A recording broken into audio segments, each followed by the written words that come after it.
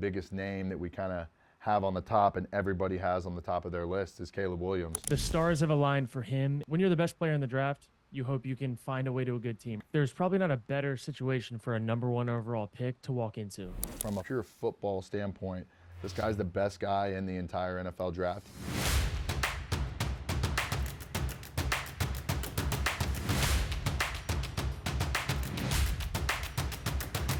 I'm Johnny Manziel at the Action Network Studios, joined by my boy Kurt Benkert, and this is Franchise Mode, QB Edition.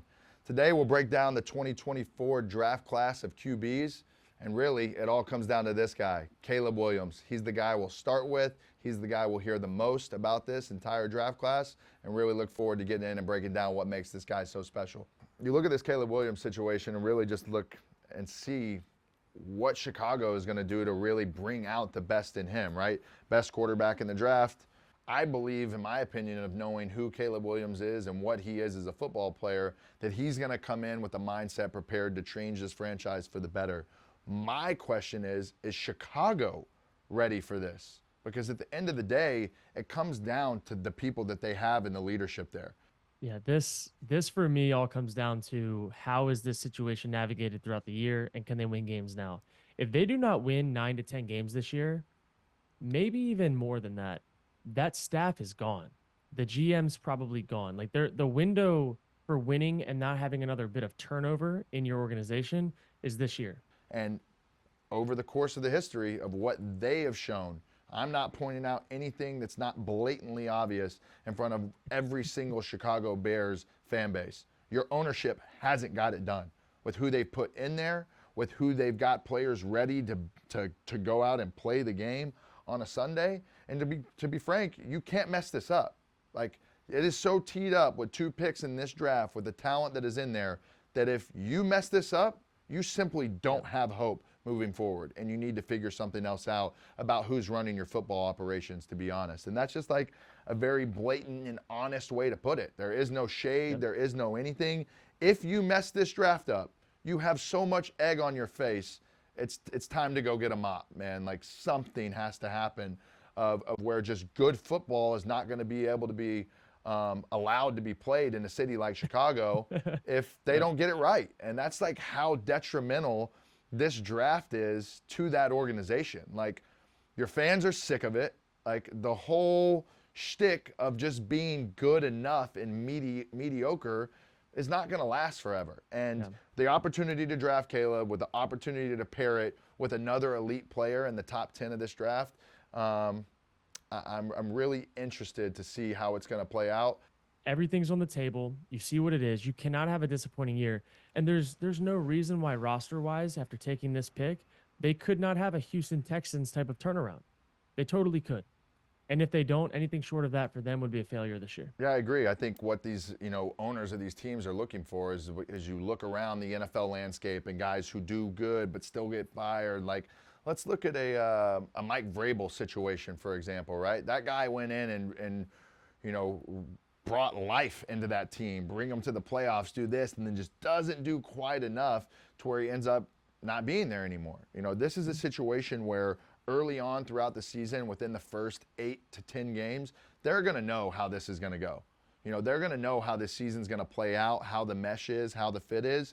And a lot of it will come down to Caleb's going to have the chance to run that franchise pretty much, or should, in my opinion, have the chance to run that franchise essentially in the way that he wants.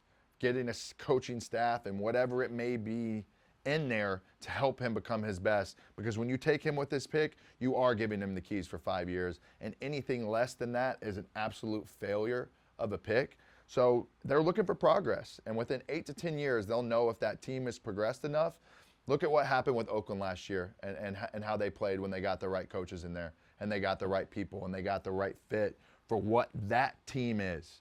Each fit on each team is completely different. And when you get a piece in that truly matters, it's an instant game changer, not one that's slow. So you'll know within the first 6 to 8 games of the season if that progress is there, if this is the right fit. But we know the quarterback for this team will be Caleb Williams. You're getting to a team that is very stacked, very locked and loaded, that is very, acquisitionally friendly for a new quarterback coming in. You look at his newest receiver, newest addition. He's got Keenan Allen, that is just an absolute dog on all fronts of the receiver position. And then another guy like DJ Moore, who really is able to move and shake the needle. I think these are guys that, Caleb is going to be able to come in early and really mesh with, and I think it's going to give him an unbelievable recipe for success. Yeah, man, I'm excited. I think the number one piece for that offense that I'm most excited about is how he blends with Keenan Allen. Because, like, as you know, the receivers in the league, they're all different types. Some guys are technicians, some guys are savvy, some guys are spatially aware. Like Keenan blending with Caleb's play style on third down, that we'll look back at this clip months from now and just we're going to be looking at it because the way that Keenan plays football is really advantageous for a guy like Caleb who can go off schedule, go off script. He's not the 12-yard timing out route throw before he breaks. He's got wiggle, and I think Keenan is going to be one of the guys in this offense. For him, that's going to be his safety net. Listen, Keenan Allen, from my time of getting a chance to work out and do quarterback prep in San Diego, he was always a guy that would come out and work with QBs who are out there, and is always a guy that's kind of grinding in the offseason. He's a little bit of every single thing you would want an NFL receiver to be. He's technically sound. He's big enough to go over the top of you. He has attitude. He's a good blocker in the run game when he needs to be. Like, he truly is a number one type of receiver. And to have and be coming into a situation like that with Caleb Williams, their mesh and their vibe of what they're going to do throughout just 6 months before the season starts, I think we both already know that they're going to be on a mental wave of a guy who's learning the NFL game and a guy who has already known it for a long time and been there and solidified and extremely solid at his position. Yeah, I think there's probably not a better situation for a number one overall pick to walk into. They were given that pick from Carolina. They had a stellar defense last year. They needed a few pieces on offense, and frankly, these are the pieces that I bet Justin Fields wishes that he had. So you go in, you got DeAndre Swift, who's a good running back. You have Keenan Allen, DJ Moore. They have a really good tight end. And then they have the 9th overall pick after this as well to take another stud receiver potentially, whether it's, Harrison, he's probably going to go, maybe a Dunze, maybe Neighbors. There's probably going to be a receiver there that's one of those top 3 guys. And then you are loaded. You are a rookie quarterback walking into a situation that, you have a division that's tough to play in, cold weather division. You got to play man football there, but they have the pieces, and I don't think Caleb could walk into a better situation as a top 5 pick than what this roster is giving them.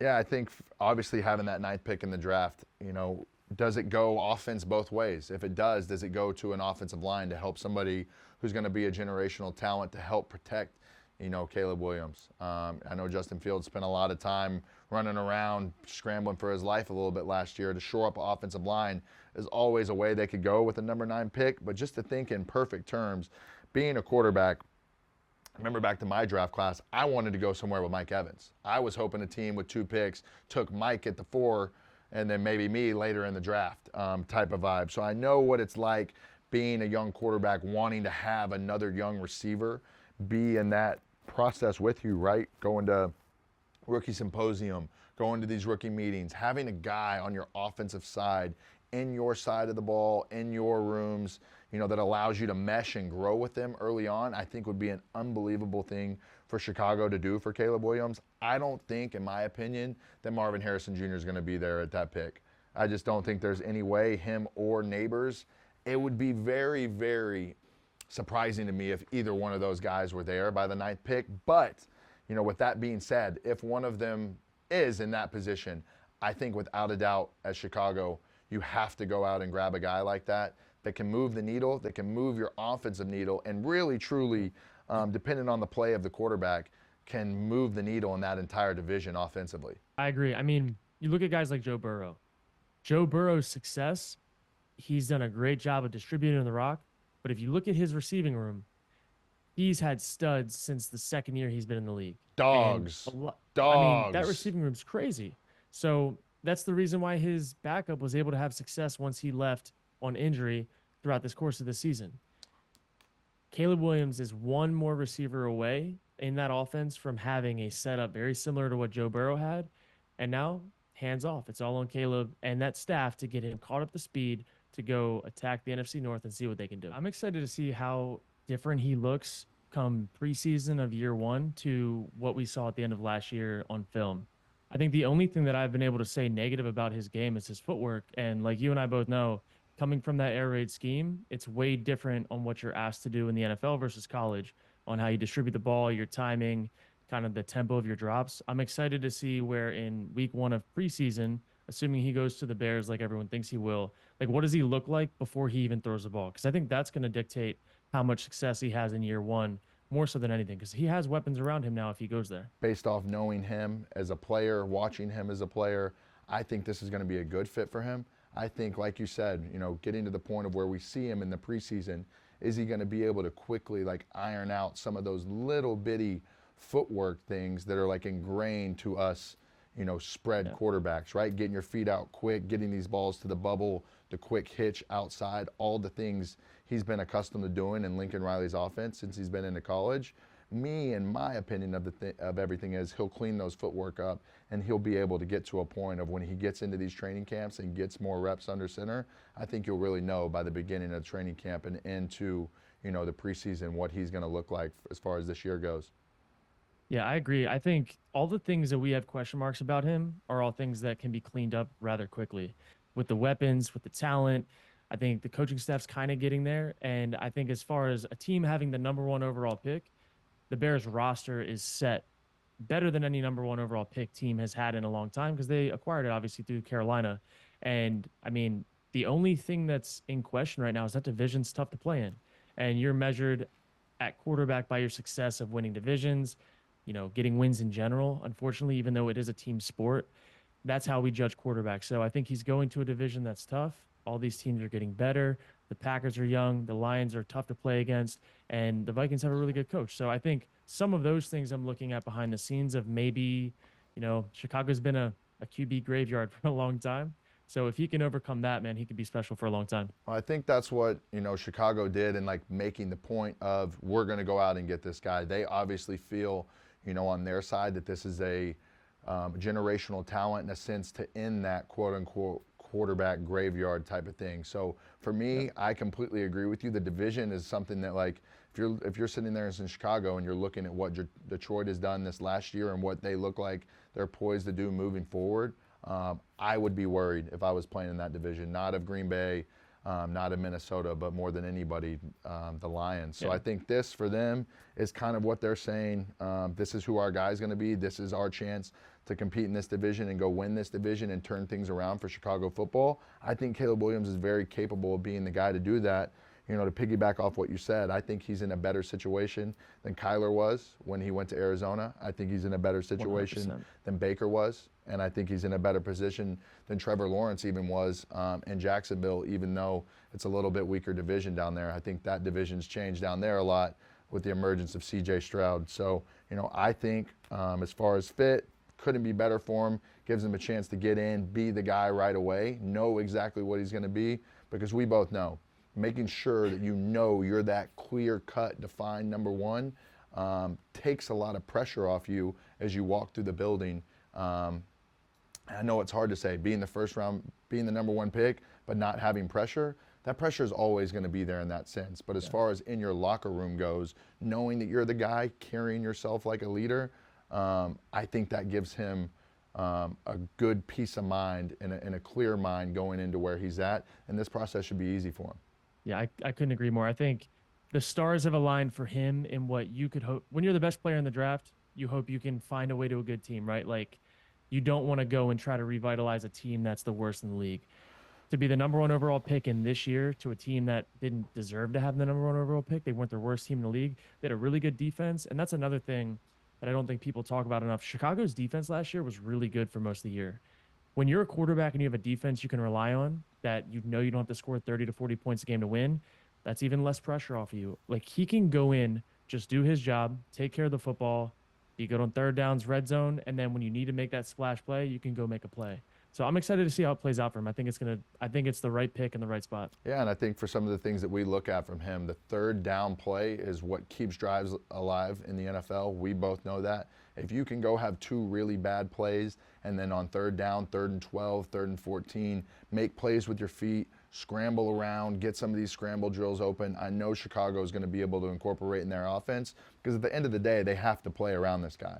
You don't go do all of these things and trade a guy and do X, Y, and Z if you're not going to commit to him, and that's what it comes down to. So on these third down plays, him being able to use his legs, him being able to get outside the pocket and make these throws that are really uncanny, really easy, and it's truly to him just a flick of the wrist to be able to get some of these plays done. That's the difference, and that's the game changer mentality that he has, that is tried and true and seen and delivered Saturday after Saturday, and I think will translate to Sunday after Sunday. And that's a wrap for Caleb Williams for Franchise Mode QB Edition. We'll see where he goes and what comes of his rookie season. We're both really excited to see how it all plays out for him. I think this guy is going to be a game changer, going to be a star in this league. Thanks, Kurt. Don't forget to like and comment on this video, and make sure to subscribe to Action Network YouTube channel and check out Kurt Benkert on YouTube as well. Appreciate you guys.